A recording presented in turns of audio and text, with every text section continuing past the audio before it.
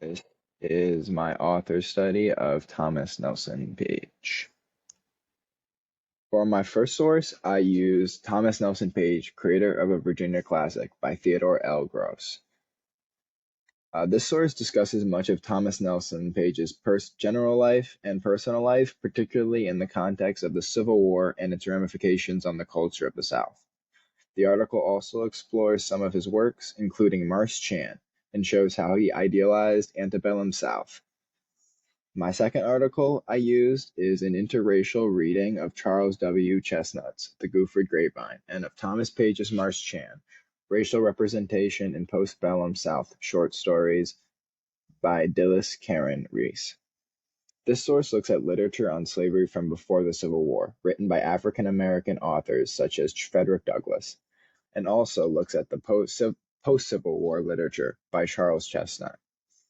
The article uses the literature from these African American writers to show how Page's work differed from theirs and often represented a false state of the South. My final source is The Two-Faced New South: The Plantation Tales of Thomas Nelson Page and Charles W. Chestnut by Matthew R. Martin. This source more fully compares and contrasts Page's work with that of Chestnut's, and shows how Page uses his work to uphold traditional Southern values and point a false reminiscent image of the postbellum South. Now, a little bit about his background life. Page was born on April 23rd, 1853 in Hanover County, Virginia.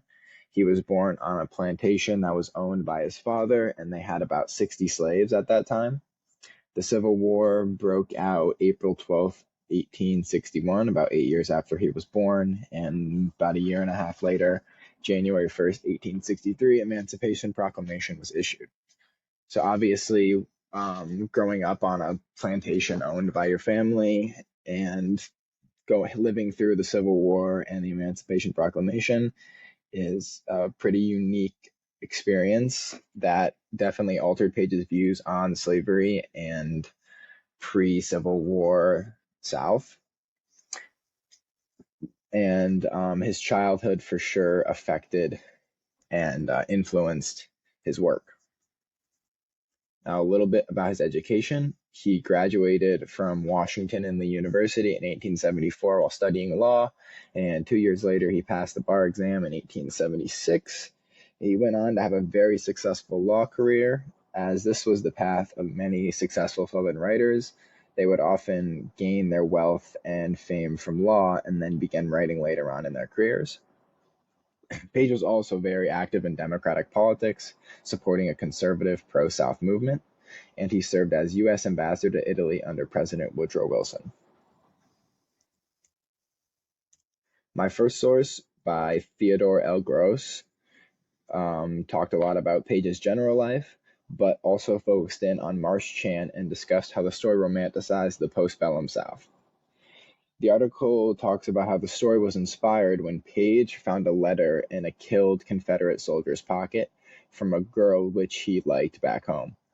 However, the girl had treated him poorly and sent him to go to war.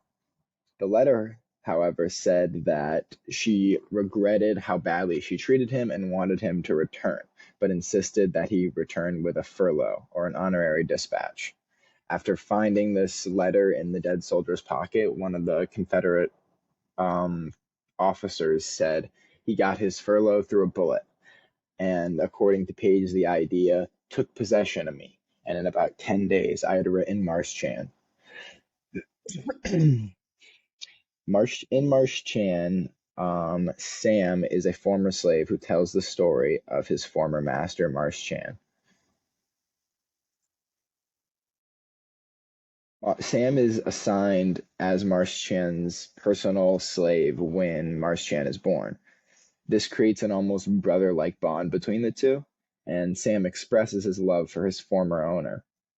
In the story, Sam paints Marsh Chan as an honorable and heroic Southern man. However, Gross believes that Page uses a former slave to do this to create a sentimentalized path which no one can refute. Since Sam is the only character in the story who actually witnessed the events, he is considered credible, and therefore what he says can be taken as truthful. By using a character like this to tell an unrealistic story, it creates a dangerous narrative that slaves were content or even happy in the postbellum South. The article further critiques Page's representation of Sam as a faithful slave and shows how he represents slave owners as heroic and honorable. By writing in this way, Page is creating a reminiscent image of the postbellum South. He is trying to say that life was better before the Civil War for both white Southerners and for slaves. Overall, the article is highly critical of Page's writing and its effects on Southern culture. My next article is by Dilys Karen Reese. It looks at the work of former slaves and compares it with how Sam views his time as a slave in Marsh Chan. This article looks at works by Frederick Douglass and Harriet Ann Jacobs, and the article contrasts their views with those expressed in Marsh Chan by Sam, a former slave himself. When talking about Frederick Douglass in the article, Reese says, on that same note, Frederick Douglass describes his life as a slave as his wretched condition, a horrible pit with no labor upon which to get out. And when talking about Harriet Ann Jacobs, she mentions how she hid in her attic for 7 years just to escape slavery.